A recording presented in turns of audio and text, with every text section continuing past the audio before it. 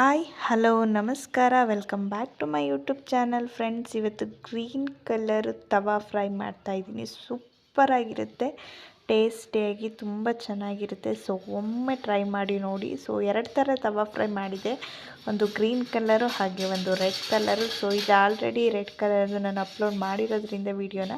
So ಈಗ ಯಾವ ಥರ ಗ್ರೀನ್ ಕಲರ್ದು ತವಾ ಫ್ರೈ ಮಾಡೋದು ಅಂತ ತೋರಿಸ್ತಾ ಇದ್ದೀನಿ. ಸೊ ಇನ್ನೂ ನನ್ನ ಚಾನಲ್ನ ಸಬ್ಸ್ಕ್ರೈಬ್ ಮಾಡದೆ ನೋಡ್ತೀರಿ, ಪ್ಲೀಸ್ ಸಬ್ಸ್ಕ್ರೈಬ್ ಮಾಡಿ ಸಪೋರ್ಟ್ ಮಾಡಿ. ಈಗ ಮೊದಲಿಗೆ ಗ್ರೀನ್ ಕಲರ್ ಮಾಡ್ಕೊಳ್ಳಿಕ್ಕೆ ಪೇಸ್ಟನ್ನು ರೆಡಿ ಮಾಡ್ಕೋಬೇಕು. ಅದಕ್ಕೆ ಒಂದೆರಡು ಹಸಿಮೆಣ್ಸಿನ್ಕಾಯಿ, ಒಂದು ಗಡ್ಡೆ ಬೆಳ್ಳುಳ್ಳಿ, ಹಾಗೆ ಒಂದು 5ರಿಂದ 6 ಕಾಳುಮೆಣಸು, ಸ್ವಲ್ಪ ಶುಂಠಿ, ಸ್ವಲ್ಪ ಕೊತ್ತಂಬರಿ ಸೊಪ್ಪು, ಹಾಗೆ ಸ್ವಲ್ಪ ಪುದೀನ ಸೊಪ್ಪು ತೊಗೊಂಡಿದ್ದೀನಿ. ಪುದೀನ ಸೊಪ್ಪು ಜಾಸ್ತಿ ಹಾಕೋಕ್ಕೆ ಹೋಗಬೇಡಿ.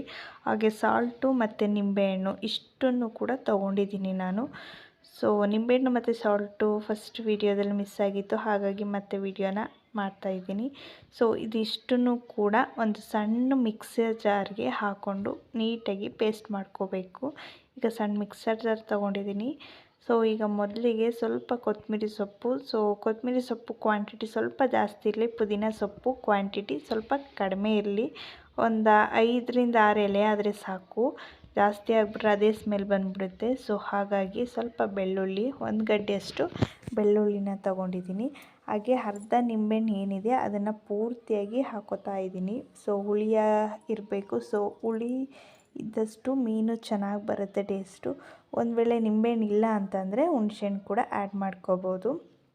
ಅದಾದಮೇಲೆ ಸ್ವಲ್ಪ ಸಾಲ್ಟು ಇಷ್ಟನ್ನು ಹಾಕಿ ನೀಟಾಗಿ ಪೇಸ್ಟ್ ಮಾಡ್ಕೊಂಬರ್ತೀನಿ. ಸೊ ಈಗ ಪೇಸ್ಟ್ ರೆಡಿಯಾಗಿದೆ. ಆದಷ್ಟು ನೀರನ್ನ ಕಡಿಮೆ ಬಳಸಿ ಯೂಸ್ ಮಾಡಿ. ನನಗೆ ಸ್ವಲ್ಪ ಒಂದು ಪಾಯಿಂಟಷ್ಟು ನೀರು ಜಾಸ್ತಿ ಆಗಿದೆ ಅನ್ನಿಸ್ತು, ಬಟ್ ಓಕೆ, ಸರಿ ಹೋಯಿತು.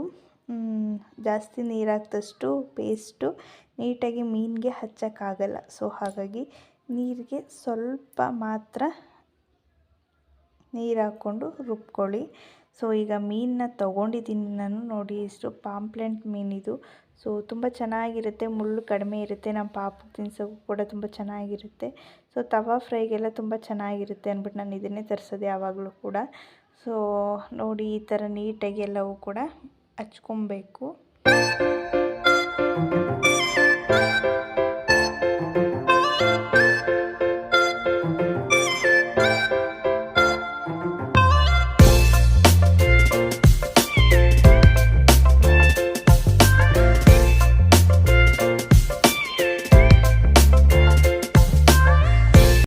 ನಾನು 3 ಪೀಸ್ ಅಷ್ಟೇ ತಗೊಂಡು ಮಾಡ್ತಿರೋದು. ಸೊ 2 ಥರ ಮಾಡ್ತಿರೋದ್ರಿಂದ ಸೊ ಈಗ 3 ಮೀನು ಅಷ್ಟೇ ಹಚ್ಕೋತಾ ಇದ್ದೀನಿ. ಅಷ್ಟಕ್ಕೆ ಮಾತ್ರ ಮಸಾಲೆ ರುಬ್ಕೊಂಡಿದೆ. ಸೊ ಇದನ್ನು ನೀಟಾಗಿ ಹಚ್ಚಿಬಿಟ್ಟು ಅದನ್ನು ಮಿನಿಮಮ್ ಅಂದ್ರೂ ಕೂಡ 1 ಅವರ್ ಅದನ್ನು ನೆನೆಯೋಕ್ಕೆ ಬಿಡಬೇಕು. ಸೊ ತುಂಬ ಹೊತ್ತಿಟ್ಟರೆ ಚೆನ್ನಾಗಿ ಮಸಾಲೆ ಎಲ್ಲ ಇಟ್ಕೊಳ್ಳುತ್ತೆ.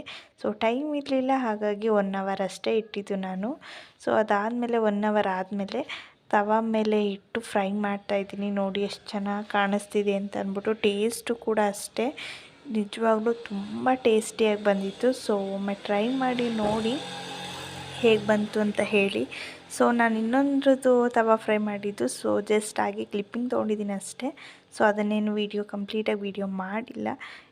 ಈ ಹೋಪ್ ಈ ವಿಡಿಯೋ ನಿಮ್ಮೆಲ್ಲರೂ ಕೂಡ ಇಷ್ಟ ಆಗಿದೆ ಅಂತ ಭಾವಿಸ್ತಾ ಇದ್ದೀನಿ. ಸೊ ನನ್ನ ವಿಡಿಯೋ ನಿಮ್ಮೆಲ್ರಿಗೂ ಇಷ್ಟ ಆಗಿದರೆ ಪ್ಲೀಸ್ ಲೈಕ್ ಮಾಡಿ, ಶೇರ್ ಮಾಡಿ, ಹಾಗೆ ಪ್ಲೀಸ್ ಸಬ್ಸ್ಕ್ರೈಬ್ ಮಾಡದೆ ನೋಡ್ತೀರಿ, ಪ್ಲೀಸ್ ಸಬ್ಸ್ಕ್ರೈಬ್ ಮಾಡಿ ಅಂತ ಹೇಳ್ತಾ ಎಲ್ರಿಗೂ take care, bye bye and see you.